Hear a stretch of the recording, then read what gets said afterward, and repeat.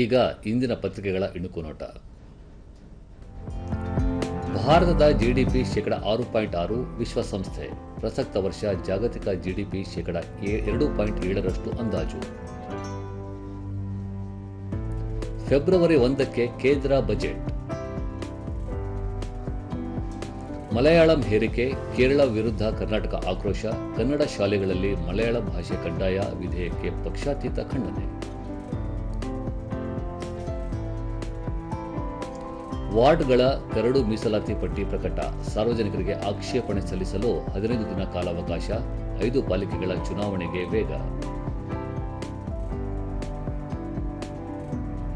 Malaysia open ಸೆಮಿಫೈನಲ್ಗೇರಿದ PV Sindhu. ಇವು ಇಂದಿನ ಪತ್ರಿಕೆಗಳ ಪ್ರಮುಖ ಸುದ್ದಿ. ಉಳಿದಂತೆ ಆಸ್ಕರ್ ಪ್ರಶಸ್ತಿ ಅರ್ಹತಾ ಪಟ್ಟಿಯಲ್ಲಿ ಕಾಂತಾರ ಚಾಪ್ಟರ್ 1 ಹಿರಿಯ ನಟ ಅನುಪಮ್ ಖೇರ್ ನಿರ್ದೇಶನದ ತನ್ವಿ ದಿ ಗ್ರೇಟ್ ಸೇರಿ 4 ಭಾರತೀಯ ಚಿತ್ರಗಳಿಗೆ ಪಟ್ಟಿಯಲ್ಲಿ ಸ್ಥಾನ.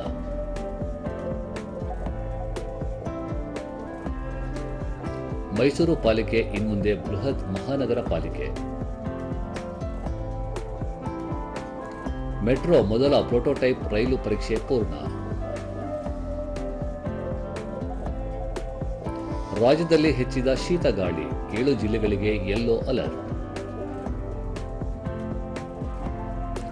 ಆರ್ಸಿಬಿಗೆ ರೋಚಕ ಜಯ, ನಾಡಿನ್ ಡಿ ಕ್ಲರ್ಕ್ ಆಲ್ರೌಂಡ್ ಪ್ರದರ್ಶನ, ಬೆಂಗಳೂರು ಶುಭಾರಂಭ, ಮುಂಬೈಗೆ ಸೋಲು.